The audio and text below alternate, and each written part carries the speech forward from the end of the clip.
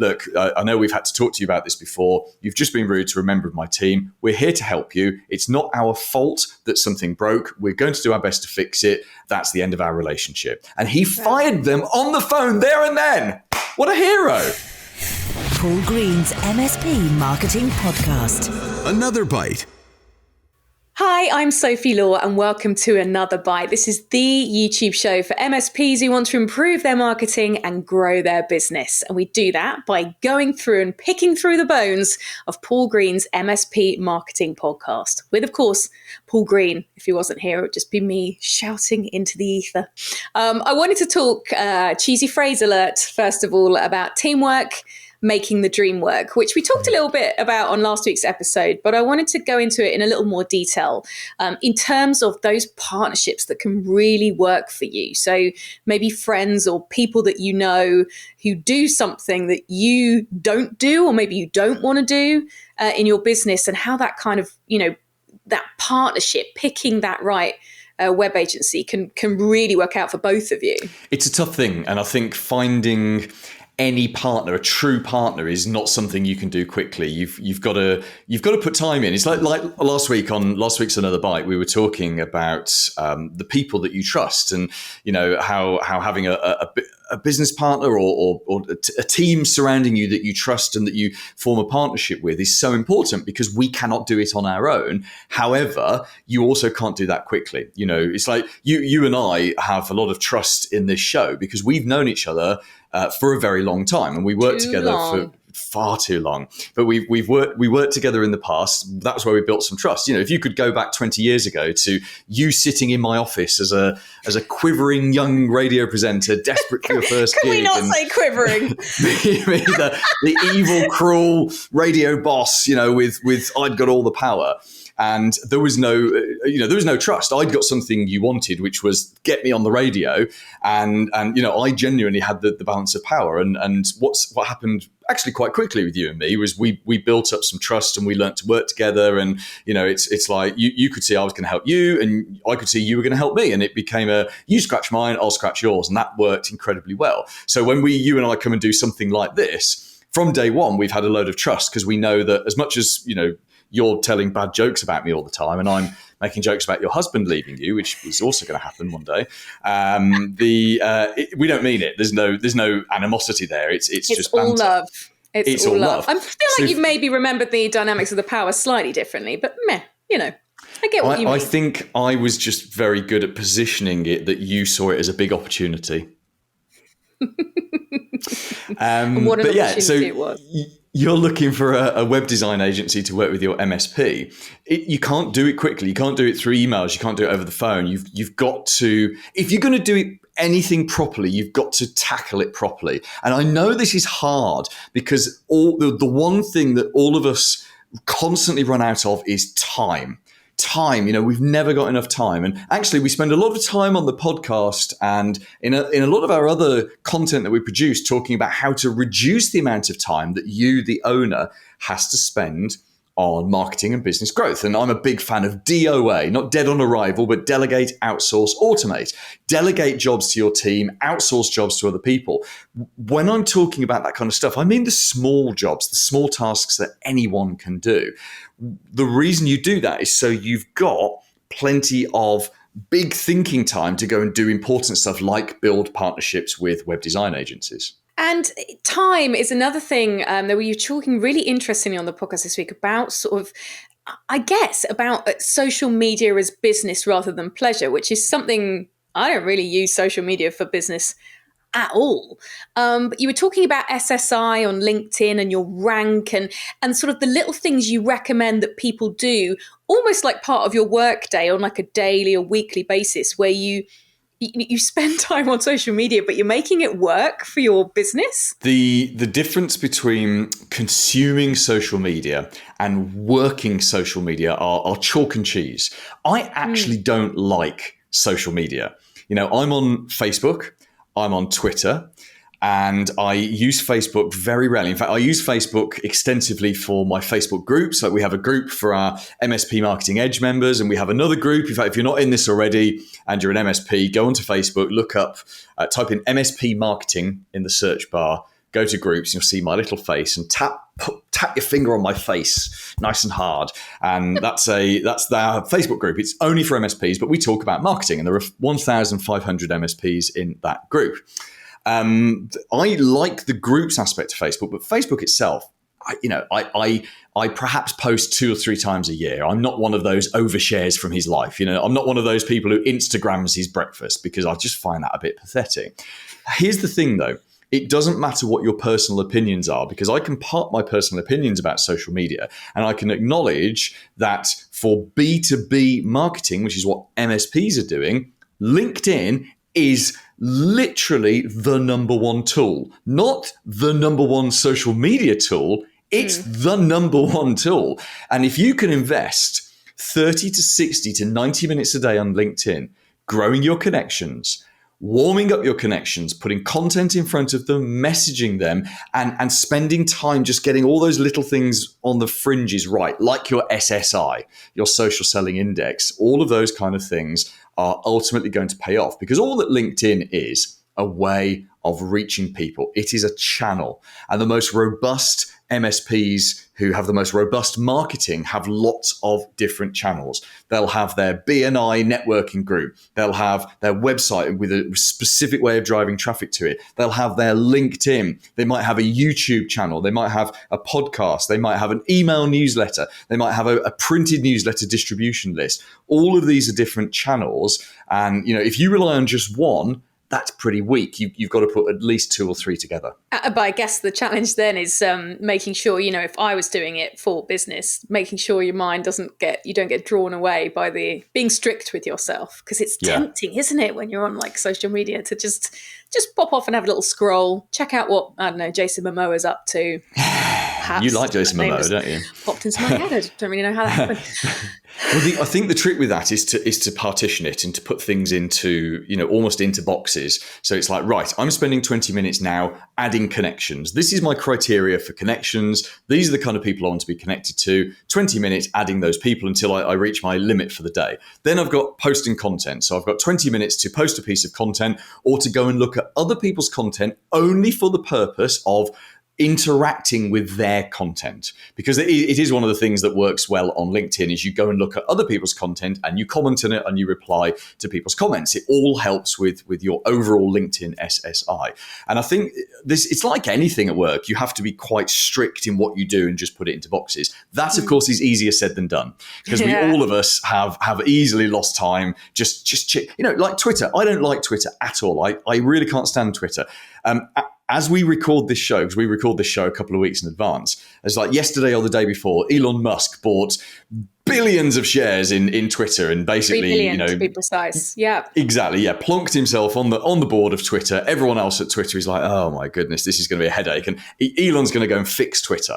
Now, guess what I did? I went on Twitter and I started following Elon Musk, and I'm now one of 80 million people following him. And then I got sucked down the rabbit hole of looking at Elon Musk's tweets, because they are awesome. And then I remember that James Blunt, who is a singer, he's a British singer. If you haven't looked at his Twitter, go and look at his Twitter. I think he and the guy John Lewis, who lives somewhere like Kentucky, who unfortunately shares a name with a huge British brand, who spends lots of time at Christmas patiently replying to a lot of people who think he is the shop. Yeah. And in fact, he's just called John Lewis. He and James Blunt, for me, are the 2 true masters of Twitter. They are glorious. So, now, you and I have just demonstrated what happens to normal people in real life. We've just gone down a rabbit hole of talking about stuff we like on Twitter, a platform that 10 seconds ago I said I hated. And this is the problem. We're humans. And humans, as much as you can say as much as you want, put it into a box, but actually doing it is, hard. Which brings me beautifully on to my next question, humans, and something really interesting you said on the podcast this week, which is that you place your employees, your colleagues above the customer. And, this customer first, customer is always right. We've heard for years and years and years. Please, for people who haven't heard it, retell the story about the perk, the unusual perk that was offered as a Christmas bonus, because this is wild. Yeah, so I used to work with veterinarians or vets, as we call them here in the UK. And I had a business and we were doing marketing for them. And we had a client called Julia.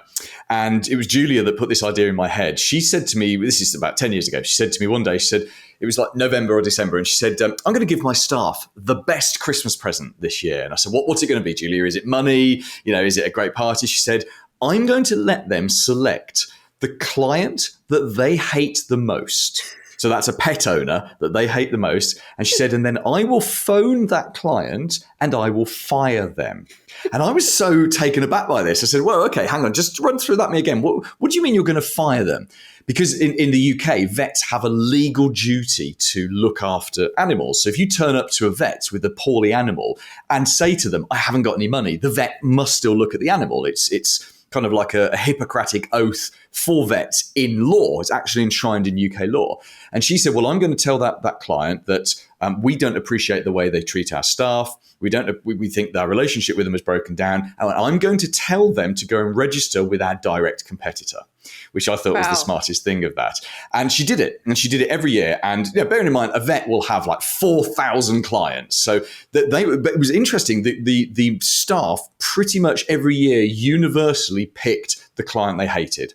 And it could be because the client had some personal hygiene problems, like serious personal hygiene problems. 9 times out of 10, it was the way the client treated the staff. And I can't remember the details of the story, but one year it was the guy that had the Range Rover, which is like the big SUV, the big 4x4, who always parked it in the middle of the car park. So he took up 3 spaces and he always came in with his big aggressive dog and he was, he'd throw money down on the counter. He'd literally throw cash down. And they said, we don't want this guy in our building anymore. And she fired them. Now, what that did to endear Julia to her staff was enormous. I mean, Julia was a great boss anyway. She was a really empathetic listener. She listened to them. She had a partnership with her staff, and their respect for her was through the roof from that one act. And I think MSPs could do this as well. In fact, we have done it. I don't offer it as a Christmas gift to my team because we don't have that many bad clients, but we have a couple who stretch the boundaries of what is acceptable. And to me, that stretching of the boundaries is not. It's about the way they talk to the team. And I think that's what it may be the same for the MSP. In fact, there was a post on this in our MSP marketing Facebook group yesterday. Carlton Brayley, hi Carlton.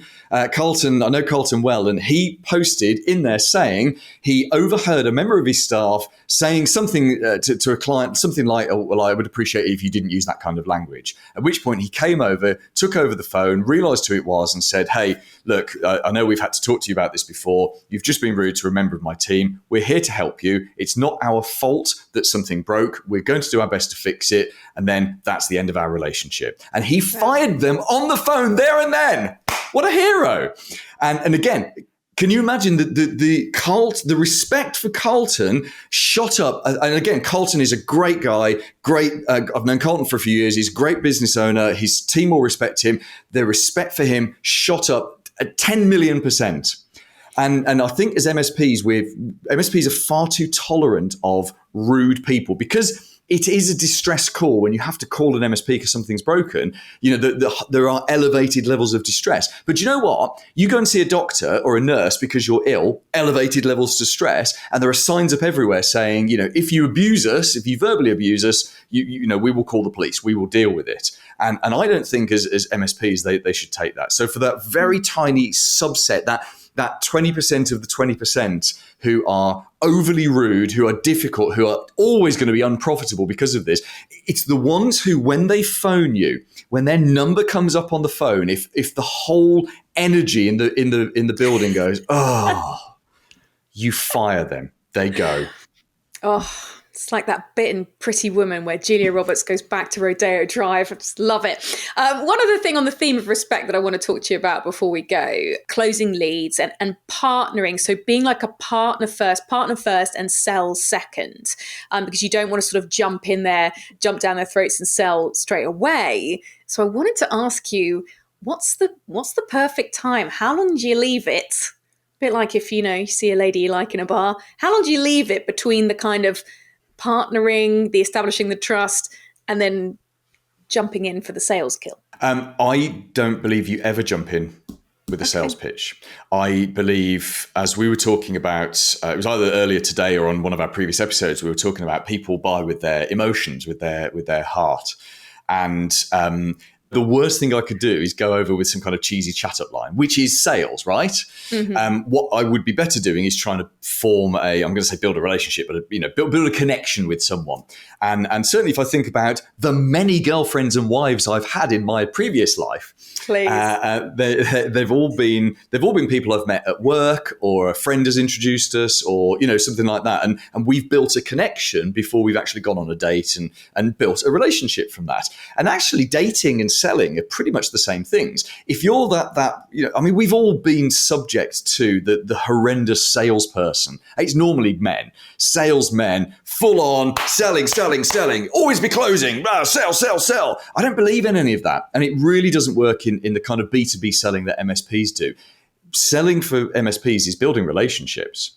People ask me sometimes give us your tactics, Paul, your sales strategies, your tactics. And mine is, well, build a relationship with them for as long as possible before the point they're ready to think about switching MSPs. And at that point, they'll be like, oh, I know that guy. I don't know him very well, but I've seen him on LinkedIn. I've read a few of his emails. He sent me a printed newsletter once and a book on email security. I didn't read it, but yeah, it's kind of interesting. We should have him in. So suddenly, just from building that relationship, which may have taken a couple of years, at the exact moment he was ready to start thinking about picking another MSP, you've got a place at the table. Well, you've actually got the place at the table, because your chances of selling that person go up and up and up because you've educated them, you've built a relationship with them. That's what real selling is about. Well, that's just about all we've got time for this week, thankfully. Otherwise, we'd actually have to go into Paul's pulling pattern. I think we can all be grateful. We've got time. We can do it. We can do it. All right. Nope. We're okay. Thanks. I think we've just about wrapped it up. Thank you very much for joining us. If you want to find out more about any of the stuff we've been discussing, you can go to any of the usual places you get your podcasts and just search for Paul Green's MSP Marketing Podcast. And there'll be another episode of Another Byte next week. Paul Green's MSP Marketing Podcast. Another Byte.